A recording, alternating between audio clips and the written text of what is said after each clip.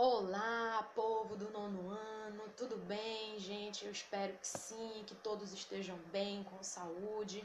E nós vamos dar continuidade, né, na nossa apostila, nas últimas 4 questões, fazer aquele comentário legal, breve, para esclarecer aqui o gabarito para você. E como eu sei que você está na expectativa também, né, de nós fecharmos essa apostila e irmos para as nossas férias. É claro que o contexto não é bem o contexto que nós gostaríamos, né? Mas simbora. A primeira questão que está aí no teu exercício do Exame Nacional do Ensino Médio de 2009 vai trazer para você 2 textos, perfeito? Esses 2 textos, eles vão trazer a ideia de construção da linguagem como elemento de identidade. Na verdade, esse é o tipo de questão de análise textual que nós chamamos dentro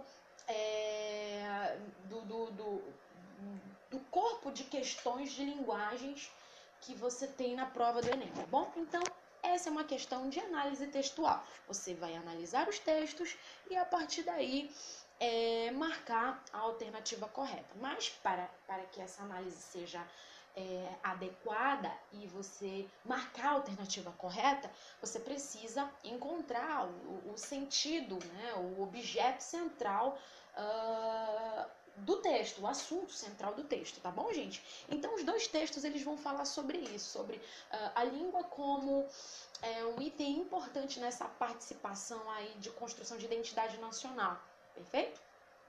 Só que a questão vai focar nesse texto 2. E ele diz assim, o comando da questão. Os textos abordam o contato da língua portuguesa com outras línguas e processos de variação e de mudança decorridos desse contato. Da comparação entre os textos, conclui-se que a posição de João de Barros, o autor do texto 2, em relação aos usos sociais da língua revela.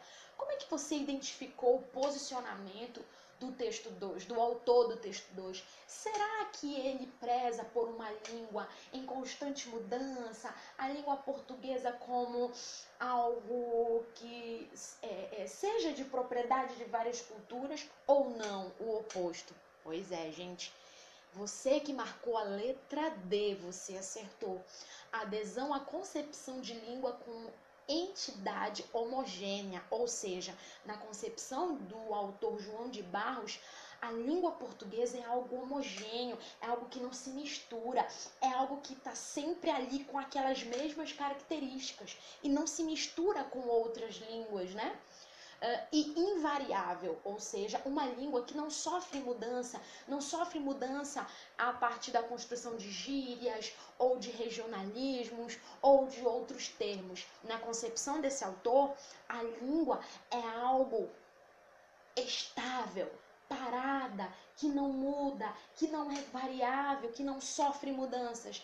Mesmo com o passar do tempo, com o passar das gerações, segundo o autor, essa língua sempre vai continuar sendo a mesma, tá certo, gente? Então, na concepção desse autor, a língua é algo homogêneo e invariável. Perfeito? Então, você acertou se você marcou a letra D. Partindo para a segunda questão, nós vamos falar aqui de neologismos. O que diz é que ele te dá um texto, né, carnavalha, e o comando da questão pede para que você identifique qual é o processo de formação aí na palavra, no vocábulo coraçamborim.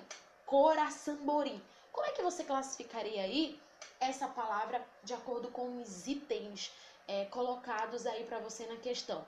Acertou quem marcou o neologismo. Eu não sei se você se lembra da nossa primeira aula online lá de níveis de linguagem.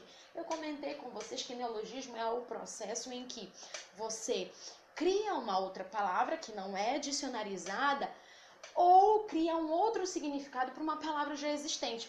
No caso da palavra aqui, coraçamborim, é uma palavra que, se você for ao dicionário, você não vai encontrar com certeza. Foi uma palavra criada numa situação de comunicação aqui desse autor, perfeito? Lembra lá também que a gente comentou que o neologismo acontece geralmente quando alguém quer comunicar algo, mas não encontra uma palavra adequada para expressar aquela ideia. Então acaba criando uma palavra nova, perfeito? Nesse caso aqui, coração-borim é um neologismo, criação de novos itens linguísticos pelos mecanismos que o sistema da língua disponibiliza. Perfeito? Você que marcou a letra B, parabéns. Terceira questão, que também é um texto de análise textual, perfeito? Você vai analisar o texto verbal e o texto não verbal, a imagem no caso. E se você marcou a letra D, os não fumantes precisam ser respeitados e poupados, pois estes também estão sujeitos às doenças causadas pelo tabagismo. Você acertou. E para finalizar, a nossa quarta e última questão é também uma questão de análise textual, mas uma questão de análise textual que vai pedir com que você tenha em mente aí as características do gênero chat, do gênero textual chat, que é o primo distante lá do WhatsApp, né?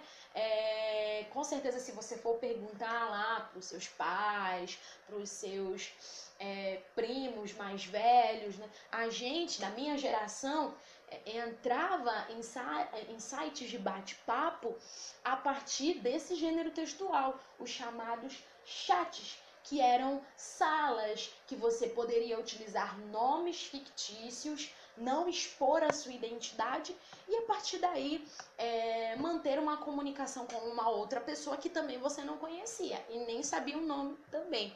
Por isso que naquela época era muito comum também crimes virtuais, por conta dessa falta de fiscalização nessas salas de bate-papo, tá bom, gente? Então, se você lembra ou dá uma pesquisada aí nas características do gênero chat, com certeza você irá marcar a alternativa A. Possibilita que ocorra diálogo sem a exposição da identidade real dos indivíduos, que podem recorrer a apelidos fictícios sem comprometer o fluxo da comunicação em tempo real. Se você marcou essa alternativa, você acertou. No mais, galerinha, se você tiver alguma dúvida específica, coloca nos comentários que a gente esclarece para você. Fica aqui o meu desejo de boas férias e que possamos retornar com saúde e com muita força e alegria para o próximo semestre.